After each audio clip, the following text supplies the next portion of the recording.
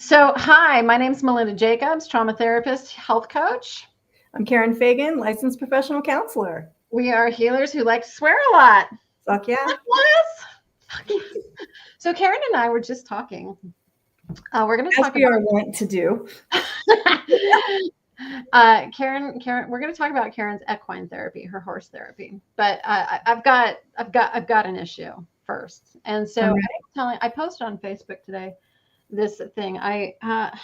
So if you don't know about autistic people, we have our special interests. And one of my special interests is Sigourney Weaver and xenomorphs from Alien. And we were talking about how scary it was. And Karen has never seen Alien, right, Karen? No, scary. It is so scary. And the first time I saw most of my life trying to avoid that feeling. Oh my God. And yet it seems to creep in. A little bit. So the first time I saw Alien, I don't remember how old it was when it first came out, whenever that was in the 70s, 80s, I don't know. In space, they can't hear you scream. Do you remember the posters? I remember the poster. Oh my God, the egg with the green light. I gripped those armrests so hard for 2.5 hours. My forearms hurt for like a week. That's how scared it was. But here's why I needed this. I needed to talk about this, Karen. Can I get the little buzzers? Like, can you your buzzers? Karen, explain to me, why is it that something that scares me so bad, and every time I'm flipping channels and Alien comes on, any version of it, doesn't matter, I can't look away, I can't turn away, I can't turn it off, and I kid you not, I have to go around the whole house and turn all the lights on, because I know by the end of that movie, I'm going to be so scared that I won't leave my bed. Yeah. And I will sleep with the lights on the whole night. Please explain to me this weird obsession about, and I think it kind of leads into a little bit about, we were talking about Ripley being the first real feminine heroine who saves the day. Maybe there's something about that I like, but what is that? It's fear you can control. Oh, say more. What? Well, you know how it's going to end. You know, even though you're having this vicarious experience, you know it's okay. You know it's safe. And so we can practice fear through scary movies. Some people like that sort of thing. Oh God. But see, that's the thing, is I don't like chop 'em up movies. Like I can't. Yeah. I just can't. But And she's yet, ass. I think that there's something, I think it's really, as I'm even talking about this, and here, folks, this is why I love Karen Fagan so much, is she sits there like a brilliant Buddha, and you come to your own natural conclusions, and she's like, and there you go. But it's her energy, like being in her energy is what does this, because I would have never gotten here on my own. But there's something about a female coming and rescuing a child. Melinda, how many times in your life have you felt scared? And out of control? So it's twofold, right? Like you can have that vicarious experience of being scared, but also of the vicarious experience of like winning. Yes. Making yourself safe. And I think being in the energy of being rescued, like someone came back, right? Someone came and got the little girl and got her out of the fucking nightmare. And so I think that there's something, like that's bringing completion almost. It's like, I don't know. It's bringing. Right. What do they call that? There's a great psychology word for that. I think it's called a curative experience. So it takes that repetitive trauma of not being rescued and changes it in your head because you vicariously experience something different. And so it's so interesting through this conversation that I'm realizing that I'm really more identified, at least in the earlier years. I don't watch Alien like that anymore. In the earlier years, I was more identified with the child being rescued. And I would say now, as I watch it, it's more embodying the badassery of Ripley and just that, I can do anything and I can kill things and I can save myself and save the colony and all the things. And you can get a water filtration system. And put up shelves in your closet. And put up shelves in my closet. Although the water filter, I will be totally transparent. The water filtration scared the living F out of me last week. Was that just last week? Like, we haven't met since that happened, right? I don't think so. Yeah, no, I don't think so. Yeah, I got dysregulated for about 2.5 days because in the middle of the night it went off and I was all alone and I didn't know what that sound was. And I thought that the plumbing had exploded. My house was going to certainly be submerged at 2 a.m. Oh my God. It was so scary. I can't even imagine. I would have just been like, I'm moving. Wait, I don't have anywhere else to go. I better figure this out. But I don't have anywhere else to go. Like, this is it. And evidently you can move these things like they are meant to be moved. But evidently that's a lot of money too. I have a really big lot. Pardon? I have a really big backyard. Okay, I have a backup plan now. if I need to know where I'm moving my mobile home. So you had your first day of your program today. I did. It went really, really well. I feel so proud of myself. And here's what I'm more proud of. It's not so much the content. The content's amazing, but everything I channel is amazing. And that's more about the channel. That has nothing to do with me. That's just the channel is really quite stellar. Mm-hmm. But what was amazing, Karen, is I reached out and I asked for help. What? Last week, I asked people to please forward this because I was in my little microscopic, bubble. And it was really, really scary. And for years, I've sat in that paralysis of, I don't know how to help my business. I don't know how to make this better. And I'm just like, you just have to ask for help. And I'm like, oh, and I did it. And how'd that go? It went great. It went great. People signed up. Yay. And I saw that you did something brave last week, Karen.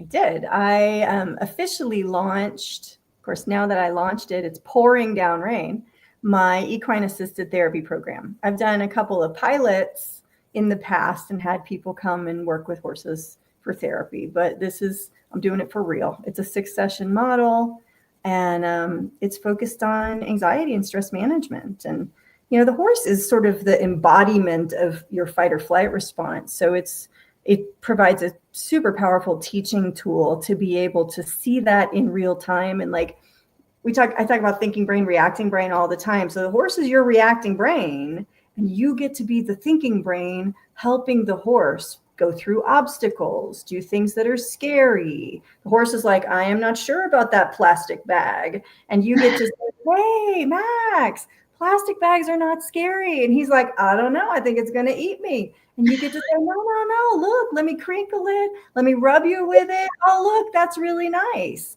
So you get to play the part of your cerebral cortex in an anxiety situation. And it's tremendous. It's such a powerful model. I just love it so much. And that's part of the reason I moved my office from Aurora to Strasbourg, is so that I could more easily do that.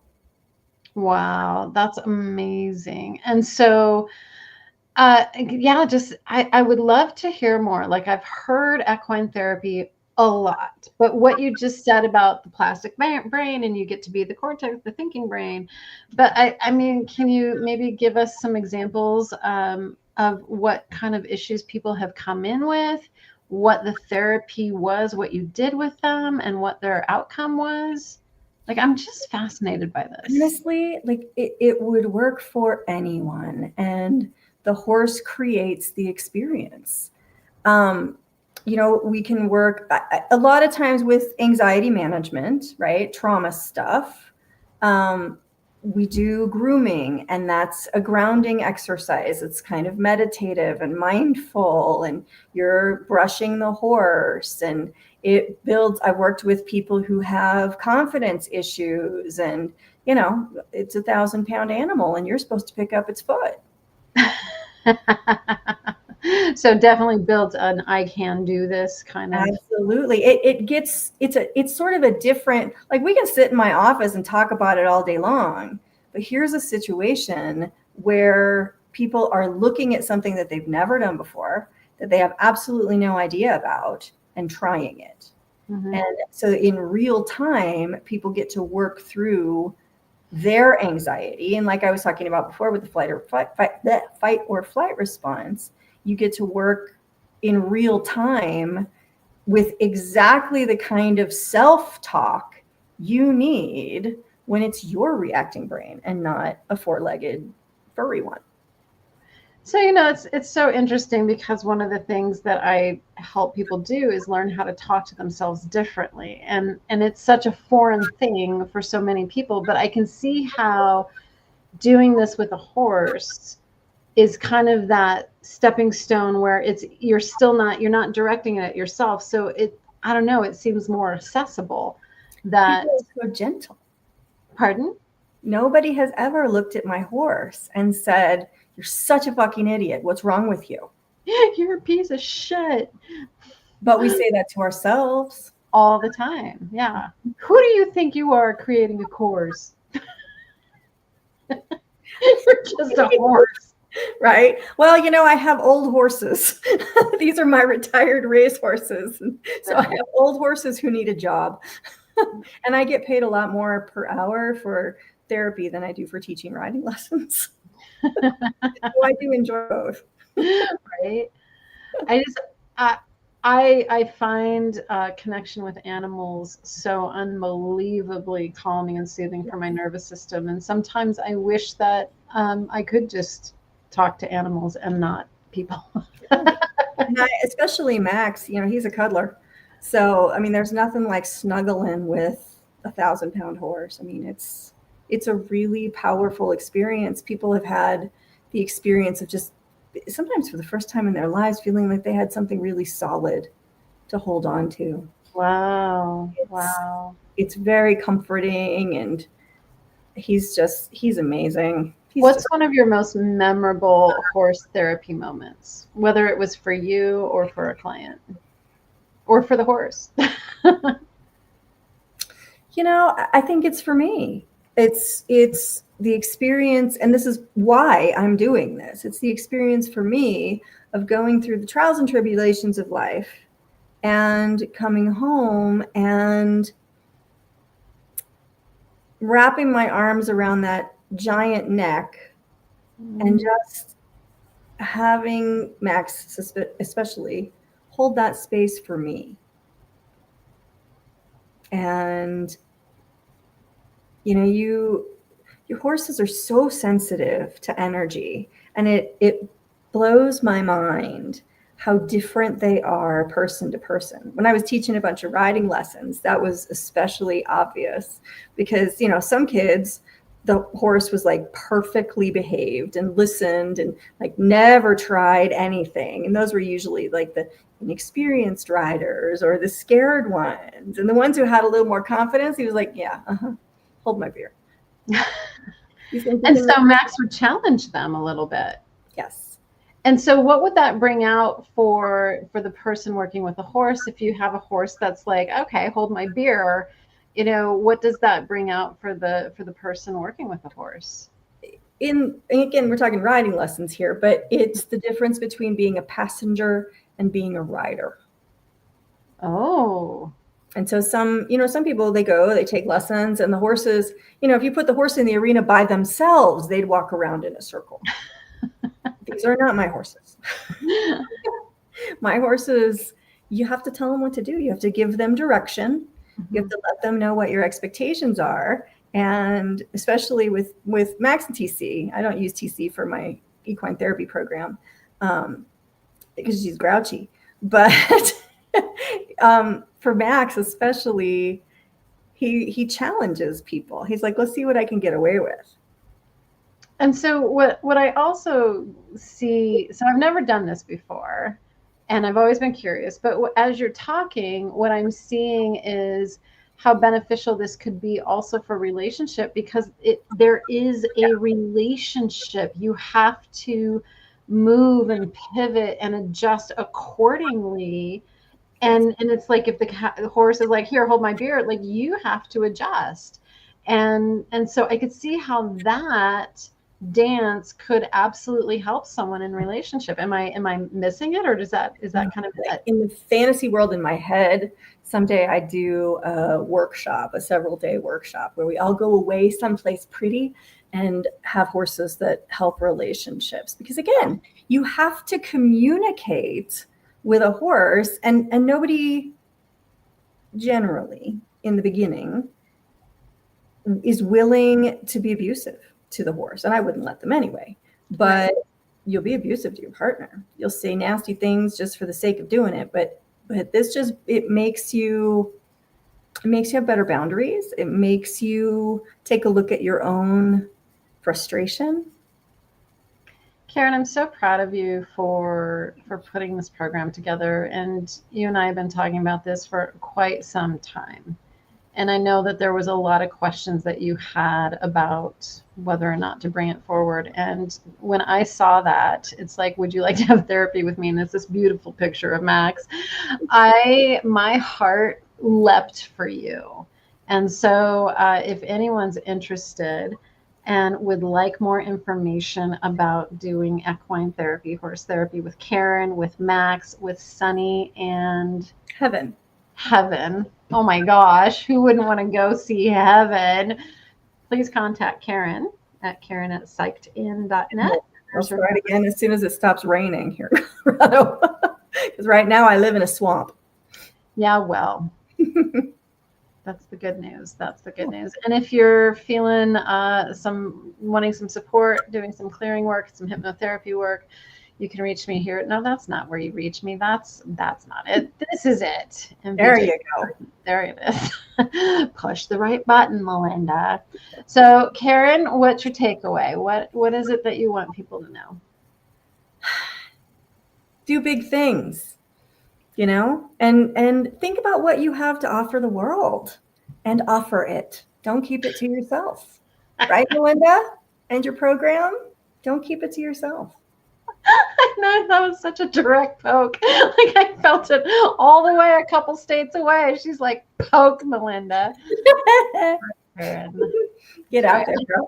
I think my takeaway is when you find yourself going back to something and it doesn't make sense, to just sit with the question, what is this modeling for me? What might this be completing for me? Because thank you, Karen. Like, I got a big, huge insight today as to why I would watch Aliens again and again and again and again. And it just makes so much sense. I wrote a blog article years ago. It's still out there somewhere on like Blogspot, I think, about roller coasters when Sydney was little, and riding a roller coaster with my daughter for the first time. Thank God she didn't want to go again. It was terrifying, but I went, and I used all of my anxiety management skills to ride said roller coaster. And I thought, you know what? If I aspired to ride roller coasters, this would be a really great way to practice anxiety management skills. Nope. And I rode Grace's first one with her, but if I never go on a roller coaster again, it'll be fine. Now they go together, so it's fine. No, I don't need that. Well, I love you so much. I love you too. Thank you for being amazing. Thank you for bringing equine therapy into Strasburg, Colorado. So if you want to go do this with Karen, you have to be in person. She said that to me, people. She actually said that out loud. I get worried because I'm only licensed in Colorado. Oh my God. She's not going to fly her horses to you. And she is certainly not going to try to Zoom with her horse. So you have to go see Karen and her amazing animals in Strasburg, Colorado. Does brilliant really mean like smart in real world ways? Because sometimes totally. Well, there is that. Like sometimes, I think it was Hannah Gadsby that said, when she was talking about her autism diagnosis, like that she's supposed to be really highly intelligent, which she is, by the way. She's really brilliant. And she said, and yet I have no visible proof of that. I can't even fill out a form. And I'm like, oh my God, I love you so much. Like me too. right? I do have some evidence of my intelligence. Yeah. I can write a testimony. I love you. It's great seeing you. We'll see you soon. Happy Monday, everybody. We'll see you next week. Bye. We are the healers who like to swear a lot.